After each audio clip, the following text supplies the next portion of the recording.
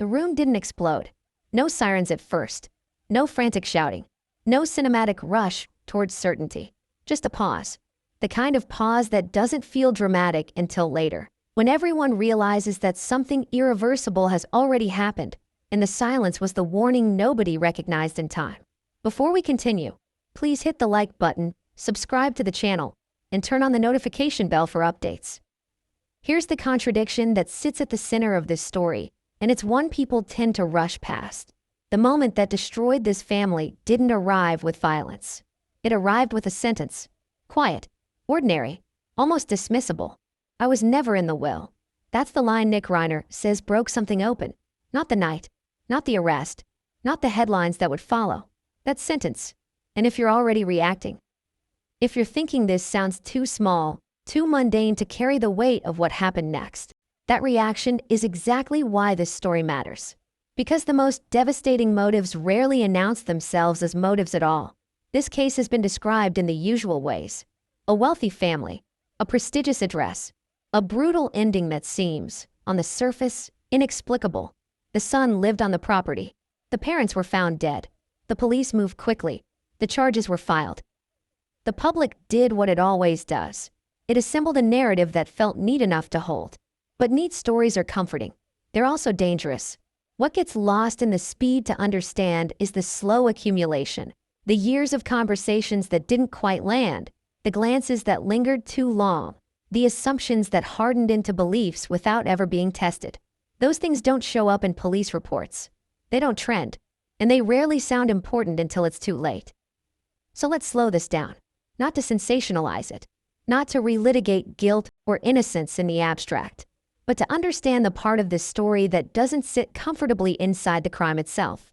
Because Nick Reiner didn't begin his explanation with anger. He didn't begin with money. He began with exclusion, or at least the belief of it. The bodies were discovered on a Sunday. That detail keeps repeating in coverage, as if the day of the week carries some hidden symbolism. Maybe it does. Sundays have a way of amplifying stillness. Offices are closed. Calls go unanswered. The world moves a little slower, and when something breaks, it echoes. What's rarely lingered on is what the house was like before that discovery. Not the architecture, not the price tag, the atmosphere, the emotional weather. By most outward measures, this was not a family in crisis. There were no public feuds, no messy lawsuits, no estrangements played out in interviews or memoirs. The parents were visible, active, respected. The children appeared connected, orbiting close enough to suggest cohesion without raising suspicion. And Nick? He was there. Not gone. Not absent. Living just close enough to belong, and just far enough away to feel peripheral. The guest house is an easy detail to gloss over, but it matters. Living on the same property is not the same as living together. It's proximity without intimacy, access without inclusion. You can hear doors closing without knowing what's being said behind them. If you've ever lived that kind of closeness, near enough to feel everything, distant enough to be left out, you understand how loud silence can become. Nick was 32, old enough that dependence doesn't explain his presence there, young enough that expectations still linger. He wasn't a child waiting for approval. He was an adult measuring his worth against cues that never came with subtitles. And here's where the story quietly turns. According to Nick, the will came up more than once. Not in formal settings. Not with lawyers present. In passing. In moments that felt casual enough to sting. I was never in it. That's what he says he was told. Not shown. Told. Think about that difference for a moment. Documents can be reviewed, clarified, corrected. Words spoken inside a family don't come with footnotes. They land where they land, shaped by tone, timing, and whatever emotional bruises already exist. If Nick believed, truly believed, that he had been written out, that he had never mattered enough to be included, then the will stopped being about assets. It became evidence, proof of something deeper, something personal. Was that belief accurate? That question sits at the center of everything, and yet it's not the one that defined Nick's actions in real time. Because belief doesn't wait for verification. It moves ahead, reshaping memory, reinterpreting every past interaction through a single, corrosive lens. Suddenly, jokes feel pointed, advice feels patronizing, silence feels deliberate. And here's the unsettling part. Families are uniquely positioned to create these distortions without intending to. A phrase said too quickly, a reassurance never offered, a clarification assumed unnecessary. Who corrects a misunderstanding when they don't know one exists? This is where the public narrative tends to flatten. The temptation is to declare the motive obvious. Money, greed, entitlement. Those words are easy to reach for because they fit inside familiar frameworks. But Nick's account resists that framing. He didn't say, "They left me nothing." He said, "I was never in it." That's not a claim about loss. It's a claim about identity, about erasure. And before we go any further, it's worth asking, quietly, honestly, how many families carry similar myths, unspoken but deeply felt? How many people walk around with a story about where they stand, based not on fact, but on implication? We don't know exactly when Nick stopped questioning the narrative he'd built. We do know that at some point, it calcified. What began as uncertainty hardened into certainty. And certainty, especially when it's rooted in perceived injustice, can be intoxicating. Because once you believe you've been wronged, everything else starts to align. The discovery of the bodies shattered whatever equilibrium existed. The call to police came from the daughter, Romy. That detail matters, too. Not because it implicates her, but because it introduces a second internal perspective. She reportedly warned authorities about a dangerous family member. That phrase has been repeated without much exploration, as if its meaning is self-evident. It isn't. Was that fear newly formed? Or had it been quietly accumulating? Had she seen something others dismissed? Or was she responding to a sudden realization, reframing years of interaction in the harsh light of catastrophe? Those questions linger because families don't experience the same household in the same way.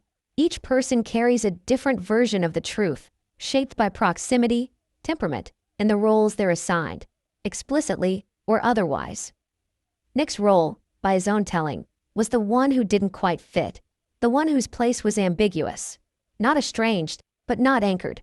That ambiguity is fertile ground for resentment, especially when layered with comparison, with siblings, with expectations, with the quiet, corrosive question of why someone else seems to belong more naturally.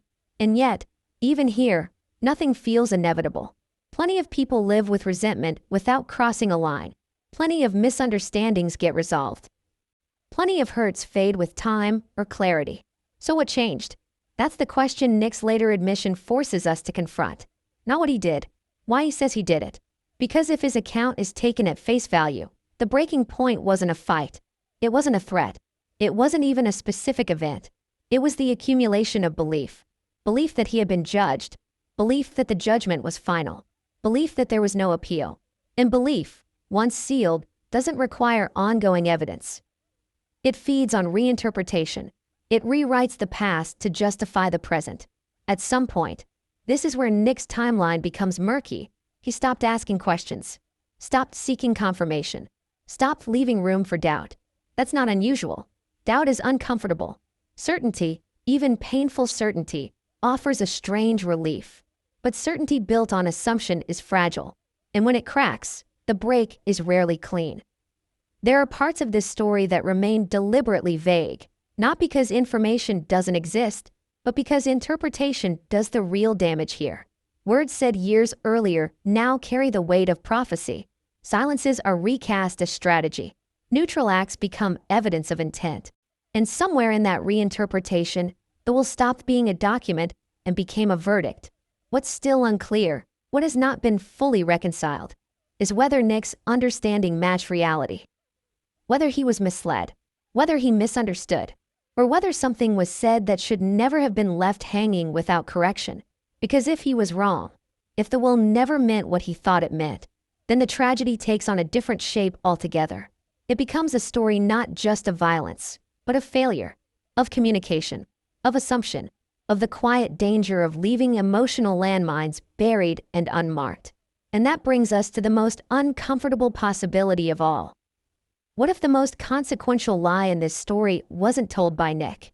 What if it wasn't a lie at all, but a sentence spoken carelessly, allowed to stand unchallenged, until it became something far more destructive than anyone intended? Because once Nick believed he had been erased, every interaction that followed was filtered through that belief. And once that filter was in place, the ending may have felt, not justified, but inevitable. But what came next would expose cracks in that belief.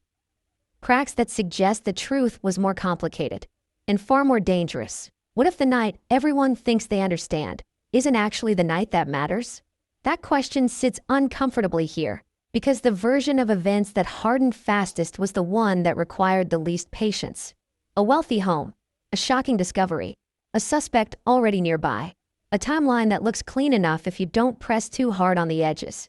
And most people didn't. They accepted the night as the beginning. But nights like that are almost never beginnings. They're endpoints. They're where long, quiet processes finally collide with reality. The mistake is assuming the collision explains the process. It doesn't. The night the bodies were found has been described in sharp, efficient terms. Sunday evening. A call placed. Officers arriving to a property that looked, from the outside, unchanged. No spectacle. No visible chaos spilling into the street. Just an address that would soon feel radioactive. Inside, the story fractures. What's striking is not what happened next, but how little happened at first. No immediate public statement. No neighbors describing screams or disturbances. No dramatic chase. The machinery of response moved forward, but without urgency bleeding into the margins. That calm unsettled people later. It still does. Because we're conditioned to expect violence to announce itself, to arrive with noise, with warning, with a visible rupture that tells us exactly where to look. This didn't, which raises a question that feels uncomfortable to ask, but impossible to ignore. If this wasn't an eruption, what was it? The house itself didn't tell a story. Not at first. There was no theatrical mess, no sign of a struggle that spilled from room to room. Whatever happened within a contained emotional geography, a space already familiar, already charged with history. And that matters. Because violence between strangers often looks different than violence within a family. Strangers collide. Families implode. Implosions don't announce themselves outwardly. They collapse inward, drawing everything tight, compressing years into moments. When police began their work, they weren't just stepping into a crime scene. They were stepping into a family's unresolved interior life. Every object, every room, every shared space carried residue. Not forensic residue, emotional residue. Those things don't show up in evidence photos, but they influence everything. Nick was on the property. That fact became the spine of the narrative almost immediately. The guest house detail returned again and again in coverage, as if proximity alone could do the explanatory work. He lived there. Therefore. But therefore what? Living near someone doesn't tell you how they relate to each other. It doesn't tell you what's been said, what's been withheld, what's been allowed to fester. Proximity can amplify connection or deepen alienation, sometimes both at once. Nick's presence was interpreted as opportunity. Motive was inferred from access. And access is easy to misunderstand when you don't know the emotional map of a household. Was he welcome? Was he tolerated? Was he invisible? Those questions weren't asked early. They didn't need to be, not for the narrative that was forming. A simpler version was already taking shape, and simplicity has gravity. Once it starts pulling, nuance struggles to escape. The daughter's call to police added another layer, one that should have slowed the story down, but instead sharpened it. She reportedly mentioned a dangerous family member. That phrase landed hard. It suggested foreknowledge, awareness, fear that predated the discovery. But dangerous is a slippery word. It can mean volatile. It can mean unstable. It can mean unpredictable. Or it can mean someone who has crossed an invisible line in the imagination long before they cross any physical one. Which did she mean? That question matters because it reframes how we understand the family dynamic leading up to the night. If concern existed earlier, what form did it take? Conversations? Warnings? Or just a feeling no one knew how to articulate? Families are notoriously bad at naming danger when it wears a familiar face. We excuse. We normalize. We adjust. Until adjustment becomes avoidance. And avoidance, over time, creates its own risk. By the time the authorities arrived, the story was already being assembled. Not deliberately, not maliciously, but inevitably. Humans seek coherence in chaos. We grab the pieces that seem to fit and start building. The danger is assuming the first structure is the right one. Nick was arrested that night. Charges followed quickly. first-degree murder. Language heavy with finality. Words that suggest clarity, even when clarity is still emerging. From the outside, it looked decisive. From the inside, it was anything but. Because what hadn't yet been examined, what wouldn't be examined for some time, was the psychological timeline. The slow drift towards certainty.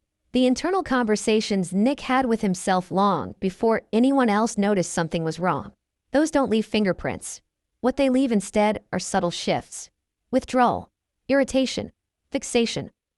A narrowing of perspective that can be invisible to others, especially in families where emotional self-sufficiency is mistaken for health. If Nick felt excluded, truly excluded, it likely didn't arrive as a dramatic revelation. It arrived incrementally. A comment here, a silence there, a decision made without consultation, a reassurance never offered because no one realized it was needed. People underestimate how powerful those accumulations can be, especially when they converge around identity. The will, in this story, becomes less important as a legal instrument than as a symbol. It represents recognition, belonging, a tangible acknowledgement of place. And when someone believes they've been denied that acknowledgement, it doesn't stay confined to estate planning. It bleeds outward, coloring every interaction. Was this conversation misunderstood? Possibly. Was it oversimplified? Likely. Was it clarified? Apparently not. That absence of clarification looms large. Because misunderstandings don't require malice to become dangerous. They require neglect. They require assumptions left unchallenged because confrontation feels uncomfortable or unnecessary. Nick's belief that he was never included became a fixed point. And once it fixed, it reorganized his internal narrative. Past moments were reinterpreted. Neutral interactions acquired edge. Affection felt conditional. Advice felt dismissive. And once a person begins reading meaning into absence, absence becomes confirmation. It's important to say this carefully. Understanding this psychological progression does not excuse what followed. It doesn't justify violence. It doesn't mitigate harm. But it does explain why the night itself tells us so little. Because by the time that night arrived, the story had already been written in Nick's mind. The action was just the final punctuation. That's what makes the popular focus on the discovery feel incomplete.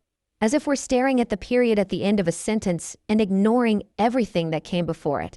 There's another detail that rarely gets lingered on, the lack of public conflict prior to this. No explosive arguments reported, no documented threats, no escalating confrontations that would signal imminent danger. That absence confuses people. It makes the act seem sudden, random. But implosions don't require public warning signs.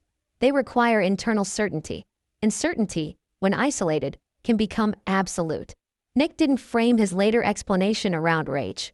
He framed it around realization, around a moment when something clicked into place and refused to move again.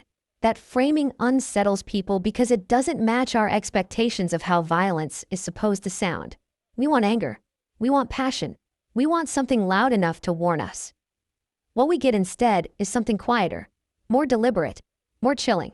The early hours after the discovery were filled with procedural motion, statements, processing, logistics, the machinery of response doing what it's designed to do. What they weren't filled with was introspection. That came later, much later. Only after the initial shock faded did questions begin to surface. Questions that didn't fit neatly inside the early narrative. Why had the will conversation mattered so much? Why had it gone unexamined for so long? Why did different family members seem to carry such different understandings of the same household? And perhaps most unsettling of all, if Nick's belief was wrong, if the will never excluded him in the way he thought, how did that misunderstanding survive uncorrected? Because misunderstandings of that magnitude don't persist in isolation. They persist because no one challenges them, or because challenges are too subtle to register, or because the person holding the belief is no longer receptive to contradiction. At some point, Nick stopped seeking reassurance, stopped asking for clarity. That shift is crucial. It marks the moment when dialogue gives way to monologue. And once someone is alone in their certainty, the world becomes an echo chamber. The night everyone focuses on is the night that certainty finally acted. But certainty itself had been building quietly, patiently, for a long time. Which brings us to the part of the story that unsettles investigators and observers alike. Because when the initial paperwork was reviewed, when documents were examined without the emotional charge of belief, things didn't align as cleanly as expected. The will, it turns out, was not as simple as in or out. The language was more nuanced, the timelines more complex, the assumptions less secure. And that discrepancy between belief and documentation opens a door that's hard to close once you step through it. If Nick was me, carried around like a verdict, not never, not absolute erasure. Instead, what emerges is something messier, conditional language, timing issues, provisions that depended on age, milestones, future decisions. The kind of legal scaffolding that makes sense to attorneys and feels opaque, even threatening, to anyone who hears it secondhand. And that's the point. Because no one experiences a will as a legal instrument inside a family. They experience it as a message. You matter. You don't. You're trusted. You're not. Those messages don't require accuracy to take hold. They require credibility. So let's ask the obvious, uncomfortable question again. Who framed the will for Nick? Was it a parent, speaking casually, assuming reassurance wasn't necessary? Was it a sibling, interpreting something half-heard? Was it Nick himself, filling in gaps left by silence? Or was it someone else entirely? Someone with enough proximity to sound informed, enough authority to be believed, and enough distance to avoid follow-up? Because here's what stands out once you slow down. Nick didn't describe discovering the will. He described being told about it. That distinction is everything. Being told removes agency.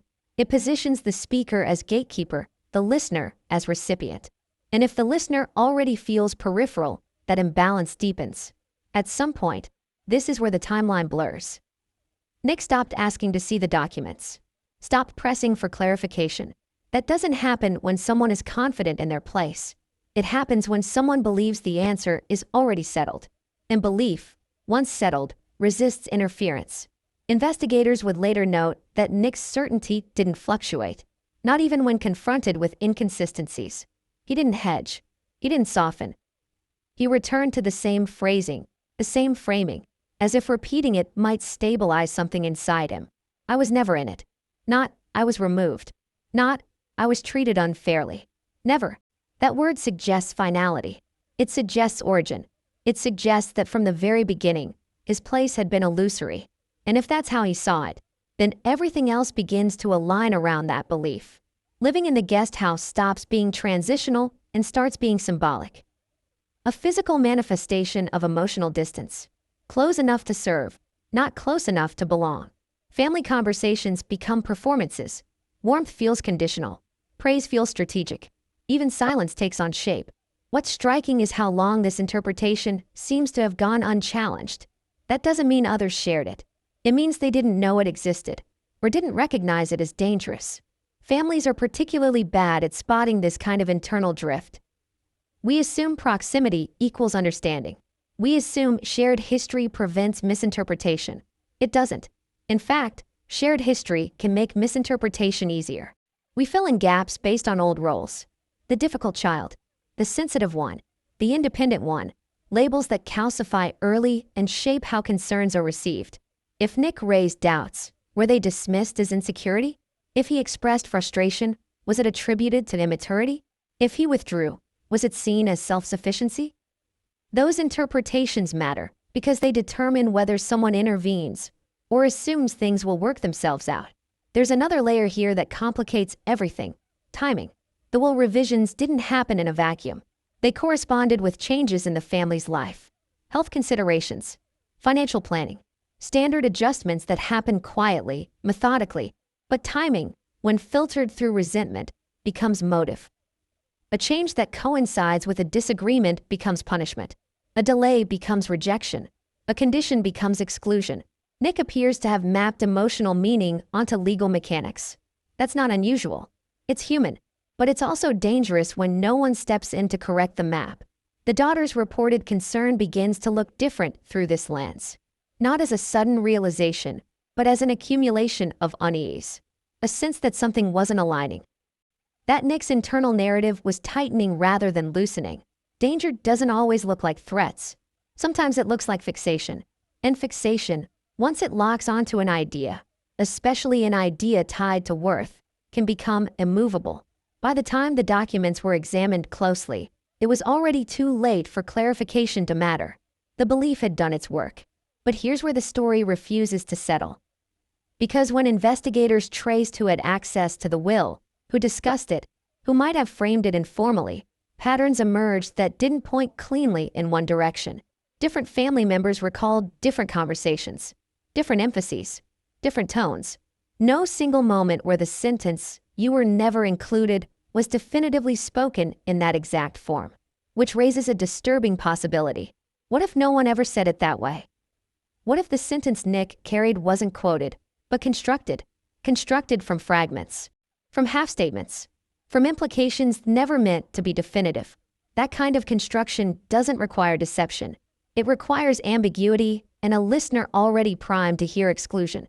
If that's the case, then the tragedy sits not in a lie, but in a vacuum, a space where clarification should have lived and didn't.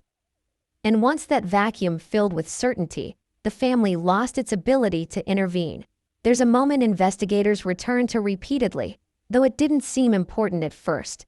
A conversation, casual, unremarkable at the time, where the will was mentioned and quickly dismissed. "We'll talk about it later." Later never came. Later rarely does. Those 3 words can be devastating when someone is already questioning their place. They sound like deferral, like avoidance, like confirmation that the topic itself is unwelcome. Nick's fixation didn't erupt after that moment. It crystallized. And crystallization is quiet. No shouting, no confrontation, just a narrowing, a withdrawal into interpretation. A shift from asking, "Is this true?" to declaring, "This is what it means." Once that shift occurs, facts struggle to penetrate. By the time the night arrived, the night everyone thinks they understand, the story was already sealed inside him. The action was not impulsive. It was consistent with a narrative he had been rehearsing internally for years. That's what makes the discrepancy between belief and documentation so haunting. It suggests a tragedy built not on greed, but on a misunderstanding allowed to harden into identity. And yet, there's still one question that won't go away. If the documents didn't support his belief, why was no one able to dislodge it? Why didn't a single conversation intervene in time? Because someone, somewhere, reinforced it. Even passively, even unintentionally. Silence can be reinforcement. Deflection can be reinforcement. Assuming someone will get over it can be reinforcement. And that brings us to the part of the story that investigators struggled with most. Not what Nick believed, but who benefited from letting him believe it. Because once you ask that question, the narrative shifts again. Away from the obvious, away from the easy explanations, towards something far more unsettling. Who benefits? It's an ugly question. Not because it implies conspiracy, but because it forces us to stop treating this as a closed system. One person, one belief, one outcome. Beliefs don't form in isolation. They're shaped, reinforced, allowed to echo, and echoes don't require a speaker every time. By the time investigators began asking that question, quietly, almost reluctantly, the case had already taken on a familiar shape in the public imagination. Son, parents, proximity, motive presumed, end of story. But inside the investigation, that shape started to warp. Because once you accept that the will may not have meant what Nick believed it meant, you're left with an uncomfortable gap. A gap that doesn't explain itself. Someone had to occupy it. Or something did. Let's be careful here. This isn't about pointing fingers where evidence doesn't exist. It's about examining dynamics that often get overlooked because they don't fit the clean lines of criminal narratives. Families are ecosystems. Information moves unevenly. Authority isn't always formal. Influence doesn't always announce itself. Sometimes it sounds like reassurance. Sometimes like dismissal. Sometimes like silence. Investigators noticed early on that Nick's belief wasn't reactive. It wasn't something he discovered suddenly and spiraled over. It had been with him for a while. Long enough to become part of how he interpreted everything else. Which means it had to be sustained. Think about that for a moment. Sustained beliefs require maintenance. Even false ones. Especially false ones. If someone challenges them, they either adapt or harden. Nick's didn't adapt. They hardened. That suggests he wasn't being challenged in any meaningful way. or that challenges came in forms he couldn't hear. Who might have been in a position to intervene? Parents, certainly. But parents often underestimate how much their offhand comments land, especially with adult children, especially when they assume their love is obvious enough not to require reinforcement. Siblings, maybe, but siblings don't always share emotional information cleanly. They filter, they protect, they compete, they assume someone else will step in. Extended family, friends, advisors. Here's where the story becomes more complex and less comfortable. Because as investigators traced the social orbit around the family, they noticed something subtle. Nick wasn't isolated in the way people assume isolation looks. He wasn't cut off. He wasn't alone. He had conversations. He had people who listened. But listening isn't the same as correcting. In fact, listening without correction can feel like validation. If Nick expressed his belief, if he said, even casually, "I was never in the will," and no one challenged that framing, what did that silence communicate? At minimum, acceptance. At worst, agreement. No one has come forward to say they actively reinforced the idea. No text messages surfaced saying, "You were excluded." No recorded conversations spelling it out. But that's not how reinforcement usually works. It works through nods. Through, "That must be hard." Through, "I can see why you'd feel that way." Through letting a statement pass without question. And once a belief feels socially confirmed, it gains legitimacy. Nick's certainty began to look less like paranoia and more like consensus, at least within the small circle he trusted enough to talk to. That's a dangerous threshold, because once someone believes others see the injustice too, self-doubt evaporates. The internal debate ends. The narrative locks. Investigators also noted that Nick's language around the will became more rigid over time. Early references were vague, emotional. Later ones were definitive, absolute. That progression matters. It suggests rehearsal, repetition, a story told often enough to lose its rough edges. Stories smooth themselves out the more we tell them. Contradictions get edited. Uncertainty drops away. By the end, all that remains is the version that feels right. And the more that version is repeated without challenge, the more it feels unassailable. There's another angle here that complicates the idea of benefit. Not everyone who benefits from a belief intends harm. Sometimes the benefit is avoidance. Avoiding conflict. Avoiding uncomfortable conversations. Avoiding the emotional labor of correcting someone who seems fragile, defensive, or volatile. If someone around Nick sensed his fixation but chose not to engage it, chose to let it be, hoping it would dissipate, that choice had consequences. Because beliefs don't dissipate in silence. They ferment. The daughter's concern, when viewed through this lens, feels less sudden, less reactive. It begins to look like recognition. A late-stage realization that something had gone unaddressed for too long. Calling someone dangerous doesn't always mean physically threatening. It can mean psychologically unstable, unmoored, locked into a narrative that no longer responds to reality. That kind of danger is hard to name, especially inside families that prize composure and self-control. And when danger is hard to name, it's easy to postpone action. There's also the uncomfortable possibility that no one benefited at all, that this wasn't about gain, but about neglect. Neglect isn't dramatic. It doesn't leave evidence. It's the absence of intervention, the decision to let things ride because confronting them feels worse in the moment. But neglect accumulates. And in families with resources, neglect can hide behind normalcy, behind routines that look functional, behind assumptions that someone wouldn't really do anything. Investigators found no evidence of financial desperation, no sudden monetary trigger, no debt, no impending loss that would force immediate action. Which brings us back to identity. If this wasn't about money, then it was about meaning, about being seen, about having one's place affirmed in a way that felt unambiguous. And when affirmation doesn't come, people look for explanation. Nick's explanation, being excluded from the will, offered clarity. It explained the guest house, the distance, the emotional ambiguity. It gave shape to diffuse pain. And once pain has a shape, it becomes easier to act on. Here's the part that unsettles even seasoned investigators. No one intervened decisively. Not with facts. Not with documentation.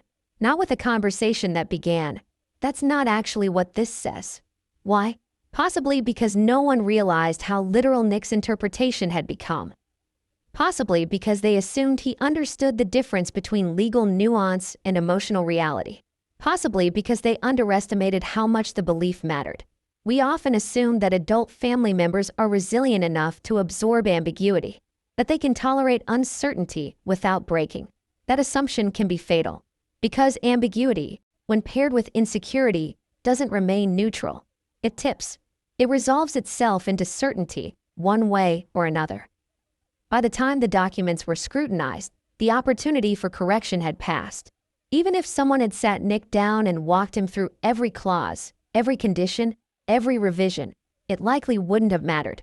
The belief had already been integrated into his identity, and identities defend themselves fiercely. Which brings us to the most disturbing realization of all. This tragedy may not have required a villain beyond the act itself. It may have required only a series of non-actions, a chain of moments where intervention felt unnecessary, uncomfortable, or premature. A belief allowed to grow, a silence allowed to persist, a sentence allowed to stand. And once that belief solidified, it created its own logic, a logic that made the unthinkable feel coherent. That's why the question of benefit lingers without resolution, because the benefit may have been collective avoidance. A family's shared reluctance to name something painful until it named them instead. As investigators continued to pull at this thread, another realization emerged, one that shifted the focus yet again. Because even if the belief was wrong, even if it was constructed from fragments and silence, it still shaped Nick's actions. Which raises a final, chilling question for this chapter. If belief alone can drive behavior with this much force, how many other assumptions inside families go unchallenged, waiting for consequences no one imagines? And more importantly, what did Nick say when he finally admitted the reason out loud? Because when he did, it reframed everything that came before and pointed toward a truth far more unsettling than anyone expected. What did he say when he finally stopped circling the reason and named it? Not the version that fits in a charging document. Not the one that sounds legible to strangers. The one that made sense to him when there was no one left to convince. According to those who later heard it, filtered, careful, secondhand, it didn't come out as a confession in the way people expect. There was no dramatic unveiling, no sudden emotional collapse. It arrived the same way the belief had formed, quietly, deliberately, almost as if he were explaining something obvious that everyone else had missed. It wasn't about money. That line alone unsettled people, because money is the motive everyone knows how to process. It's transactional. It's ugly but familiar. You can diagram it. You can condemn it cleanly. This was different. Nick didn't talk about inheritance as a loss of assets. He talked about it as a verdict, a declaration of worth, or the lack of it. What he described, again, in his own framing, wasn't greed. It was erasure. And here's where the story becomes harder to sit with, because erasure doesn't sound like motive. It sounds abstract, psychological, the kind of thing people dismiss until it's too late. But erasure, when internalized, can feel existential. Nick's explanation didn't begin with anger. It began with recognition, with a moment when he says something clicked and refused to unclick. He believed he had finally understood his role, not the role he hoped for, the one he'd been playing all along. Peripheral, conditional, temporary. And once that realization settled in, he stopped waiting for confirmation, stopped seeking reassurance, stopped imagining alternate explanations. The story, in his mind, was complete. Investigators would later note something strange about how Nick spoke during this phase. He wasn't erratic. He wasn't incoherent. He didn't jump between theories. He returned, again and again, to the same conceptual anchor. I never mattered. That sentence didn't appear in reports because it's not legally useful, but it's psychologically revealing. Because when someone believes they never mattered, the future collapses. Planning becomes pointless. Repair feels impossible. Dialogue loses relevance. If you believe your role was always provisional, then nothing is truly at stake anymore. This is where the distinction between motive and justification becomes important. Nick didn't describe his reasoning as justification. He described it as inevitability, as if events had simply caught up to what had already been decided long ago. That framing is chilling because it removes agency. It positions the act not as a choice, but as a consequence. And once someone frames their actions that way, moral boundaries begin to blur. Investigators struggled with this part of the case because it didn't fit standard psychological profiles. There was no sudden break, no psychotic episode, no obvious trigger in the immediate lead-up. Instead, there was consolidation. The belief that had been forming quietly finally solidified into identity. Nick wasn't reacting to a single slight. He was acting in accordance with a story he believed had been true all along. That doesn't make it rational. It makes it coherent to him. And coherence is dangerous. There's a moment described by someone who interacted with Nick not long before everything unraveled. It's not dramatic. That's what makes it unsettling. He seemed resolved. Not angry. Not frantic. Just settled. Resolution is often mistaken for peace. But it can also signal finality. People assume violence comes from chaos. Sometimes it comes from clarity. The clarity Nick believed he'd achieved left no room for negotiation. No room for repair. No room for misunderstanding. Because to Nick, the details were everything. What emerges isn't a single moment of deception, but a pattern of deferral, of leaving difficult conversations for later, of assuming that time would smooth over discomfort. Time doesn't smooth belief. It deepens it. One investigator put it bluntly, off the record. This didn't feel like a case where someone lied. It felt like a case where no one corrected. Correction is an act of care. It requires stepping into discomfort. It risks conflict. It means acknowledging that someone else's interpretation has gone somewhere dangerous. It's easier not to do it, especially in families that prize independence, especially with adult children who are assumed to be resilient, especially when the topic, money, inheritance, legacy, feels impolite to dwell on. So the belief sat there. And as it sat, it reorganized Nick's internal world. He began to interpret kindness as obligation, distance as strategy, silence as confirmation. That's the thing about uncorrected beliefs. They don't just exist. They work. They actively reshape perception. Investigators noticed that once Nick began speaking about the will in absolute terms, his other narratives tightened as well. Stories about childhood, about approval, about being seen. They became simpler, more linear, less nuanced. That simplification is a warning sign. Life is rarely linear. When someone starts telling a story that has no contradictions, no unresolved edges, it's often because uncertainty has become intolerable. Nick's story eliminated uncertainty entirely. And once uncertainty is gone, doubt has nowhere to land. There's a moment that keeps resurfacing in interviews and statements, though it seemed inconsequential at the time. A family discussion where the topic of future planning came up. Not heated, not dramatic, just mentioned. Nick reportedly asked a question. Not accusatory, not emotional. A question that could have opened the door. The response was deflective, not dismissive, but brief. We'll get to that. It's handled. Don't worry. Those phrases are meant to soothe. They often do. But they also close conversations.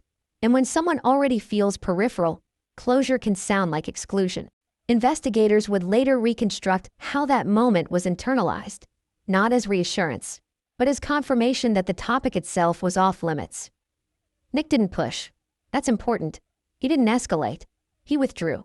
Withdrawal is often mistaken for acceptance. It isn't. It's the beginning of internal resolution. Once someone stops asking questions, it's not because they've found peace. It's because they believe they already have the answer. At that point, correction requires intervention. Active, explicit, sometimes uncomfortable intervention. That never happened. The belief, unchallenged, became explanatory. It explained why he lived where he lived, why conversations felt strained, why warmth felt conditional. It even explained why no one was correcting him. They don't want to talk about it because it's true. That's the kind of logic that forms when silence is misread. And here's where the story becomes even harder to accept, because it suggests something deeply counterintuitive. The people closest to Nick may have believed they were avoiding harm by not engaging, by not making a big deal out of what they saw as insecurity or misinterpretation. They may have believed that pressing the issue would only inflame it. In some cases, that's true. In this case, it wasn't. Avoidance didn't defuse the belief. It protected it. By the time anyone realized how entrenched it had become, it was no longer a belief that could be reasoned with. It had become identity. and identity doesn't respond to correction the way opinions do. This is where the idea of benefit returns, not as motive, but as consequence. Who benefited from the silence? No one intentionally, but silence benefited the belief. It allowed it to mature uninterrupted, and that maturation had a cost. When Nick finally articulated his reason, when he stopped circling it and named it, he wasn't presenting it as a grievance. He was presenting it as a fact of his existence. I was never in it. Not an accusation. A conclusion. Conclusions are hard to undo. Investigators tried, at that point, to understand whether Nick had ever been presented with the documents directly, whether he'd ever been shown the clauses that contradicted his belief. The answer was unclear. He may have seen parts. He may have heard summaries. He may have been told just enough to feel informed without feeling included. That in-between state is lethal, because partial information invites narrative completion, and the completion is guided by emotion. Nick completed the narrative with exclusion, and once completed, the narrative justified everything that followed. This is where people want a moment of revelation, a smoking gun, a single conversation where everything could have turned out differently. There isn't one. There's only accumulation. Accumulation of silence. Accumulation of deflection. Accumulation of assumptions, each small enough to ignore. Together, overwhelming. When investigators laid out the sequence, not as a timeline of events, but as a timeline of missed interventions, it became clear that the tragedy wasn't born of a single failure. It was born of many ordinary ones. And that's what makes it so unsettling. Because ordinary failures are everywhere. They happen in families that function, in homes that appear stable, in relationships that look loving from the outside. They happen when we assume understanding instead of confirming it. They happen when we avoid discomfort in the name of peace. They happen when we underestimate how much a single sentence can weigh on someone already questioning their place. Nick's belief didn't require validation from a crowd. It required only the absence of correction from those who mattered. Once that absence stretched long enough, it became proof. And proof, in his mind, demanded action. That doesn't make the action understandable in a moral sense. It makes it intelligible in a psychological one, which is far more disturbing. Because it suggests that the line between normal family dynamics and catastrophe is thinner than we want to believe. As the investigation moved forward, this realization shifted the tone. It stopped being about reconstructing a crime and started being about dissecting a failure of communication. A failure that no one intended. A failure that no one noticed in time. And that raises the most uncomfortable question of all. If no one meant for this to happen, if no one lied, no one schemed, no one planned, then how many other families are sitting on similar misunderstandings, believing time will take care of them? Because time doesn't take care of belief. It feeds it. And the final, devastating irony here is this. Once Nick acted on the belief, the truth no longer mattered. Correction came too late. But what investigators uncovered next, when they examined how Nick spoke about responsibility afterward, revealed something even more chilling. Because when asked whether anyone could have changed his mind, his answer suggested that by the end, there was no mind left to change. And that's where this story turns again. The statement hung in the air. By the time anyone could intervene, there was no mind left to change. That's the kind of sentence that makes investigators pause, not because it's dramatic, but because it's precise. It describes a psychological fact that is almost impossible to reverse once it sets in. Belief had become identity, and identity had reached a point of immovability. At this stage, what Nick described wasn't anger. It wasn't frustration. It wasn't even resentment in the way the public imagines it. It was a settled logic, a conclusion drawn from years of perception filtered through silence, partial information, and misunderstanding. The will, once a series of clauses and contingencies, had been translated into a verdict. He had been peripheral. He had been erased. He had never mattered in the ways that counted. What's unnerving is how ordinary this process looks when you trace it backward. Nothing leaps out as abnormal in retrospect. No one can pinpoint a singular dramatic event that triggered the collapse. The triggers were small: a passing remark, a deferral, a shrug, a delay, a glance, a silence. Each individually unremarkable, collectively lethal. Investigators noticed the way these small events accumulate. In many families, trivial misunderstandings get corrected over time. Conversations happen, clarifications appear. But in this case, nothing of the sort occurred. The misperception never met a counterforce strong enough to disrupt its growth. Silence, in this context, was active. It allowed the belief to ferment, to evolve, to gain momentum. It became a self-reinforcing narrative. And what's striking is Nick's internalization of it. He describes a moment of clarity where he believed everything about his standing in the family had finally been revealed to him in its starkest terms. Not an emotional outburst, not a confrontation, just an acceptance. He now understood his place, or the lack of it. An understanding, he felt, demanded action. That's what makes this kind of tragedy different from ordinary crime narratives. There is no external villain. The act is horrifying, yes, but the real danger arises from the quiet, slow accumulation of belief, misbelief, that no one interrupts. From misunderstanding that hardens into certainty. From a narrative that becomes impermeable to correction.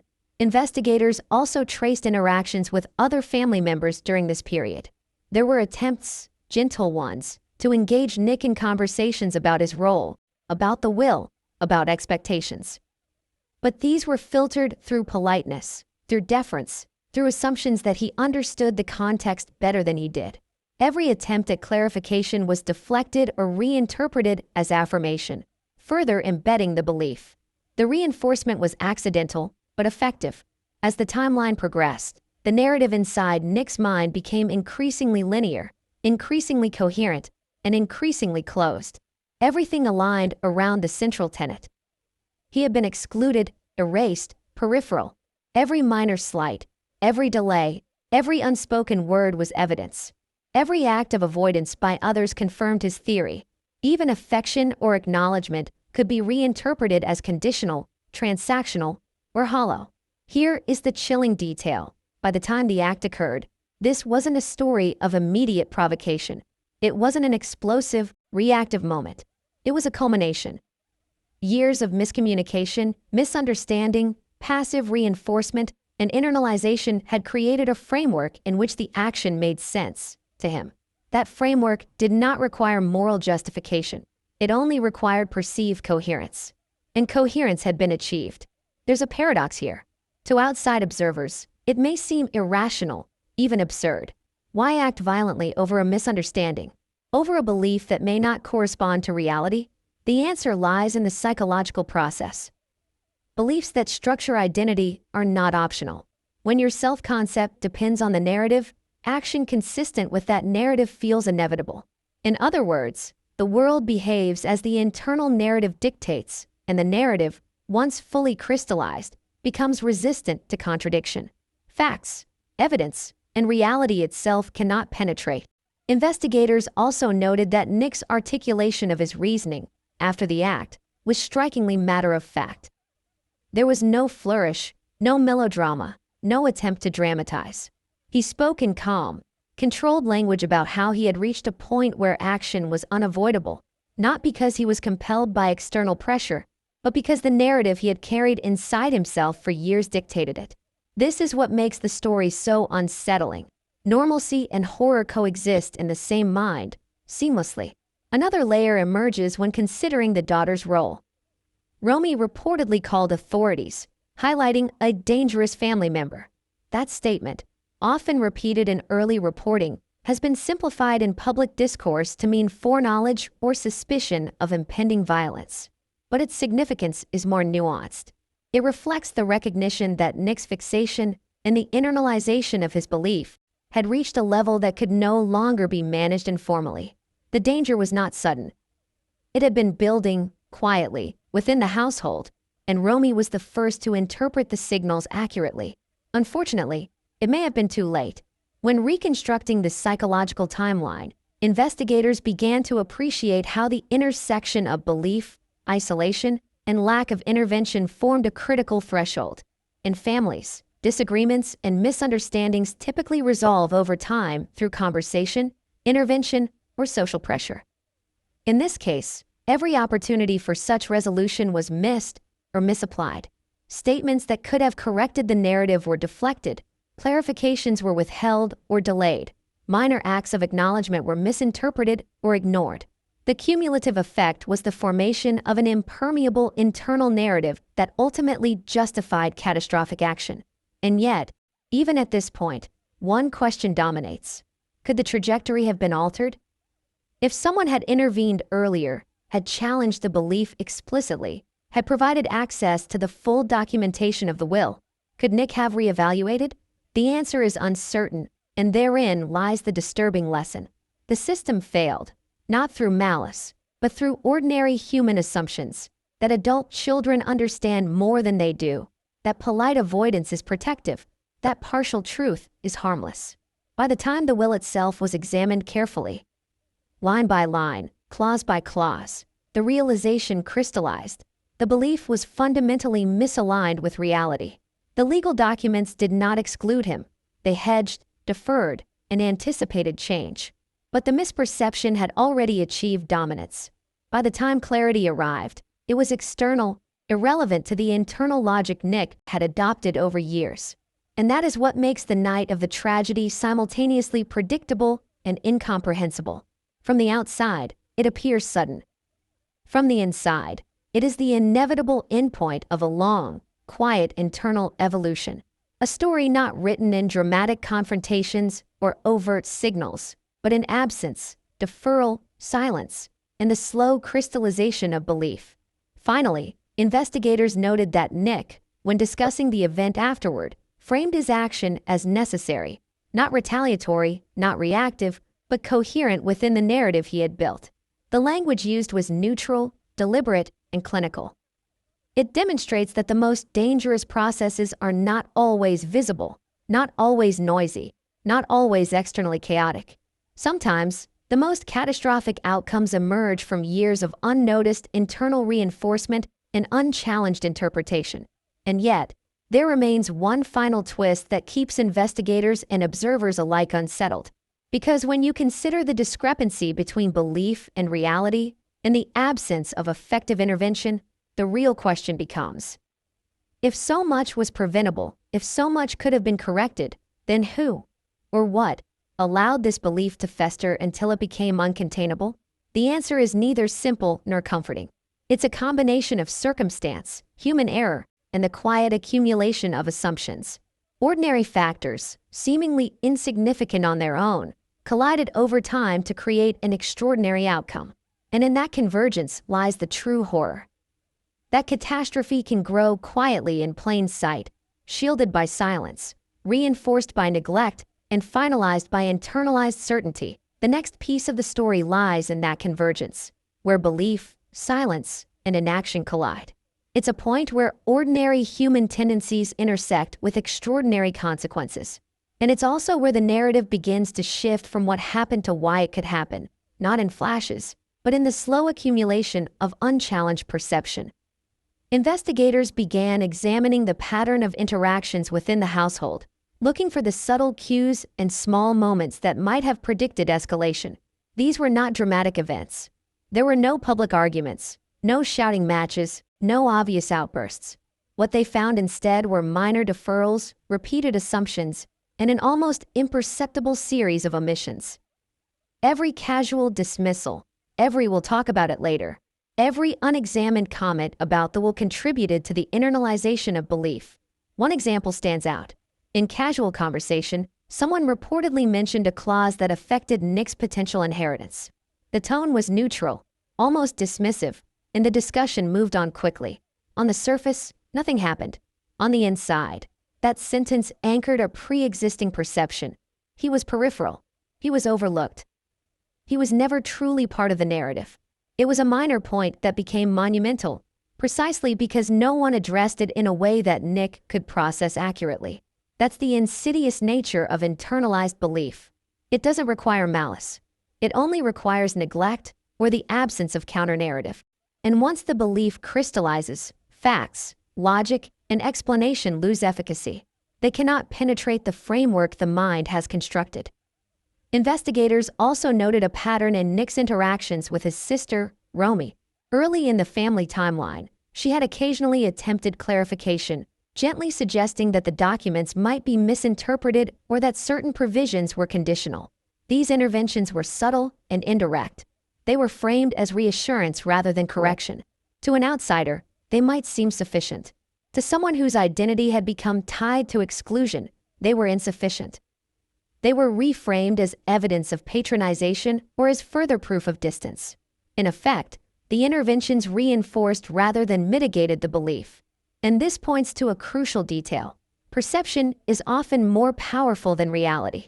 Once a narrative has been internalized, the individual interprets every interaction through its lens. Neutral gestures are read as confirmation. Reassurances are discounted. Silence becomes meaningful. Every action, every inaction, every nuance is assimilated into a framework that demands consistency with the pre-existing belief. That framework is what ultimately guided the catastrophic action. It's why the act did not appear impulsive. It's why, despite the absence of overt provocation, the trajectory was coherent, at least internally. And it's also why attempts at post-event analysis often struggle to reconcile external facts with internal logic. From the outside, the story looks irrational. From within, it is logical, unavoidable, the endpoint of a carefully rehearsed internal narrative. Investigators also traced the broader pattern of communication within the family network. It revealed a kind of echo chamber effect. Partial truths and ambiguous statements circulated repeatedly, reinforcing the perception of exclusion.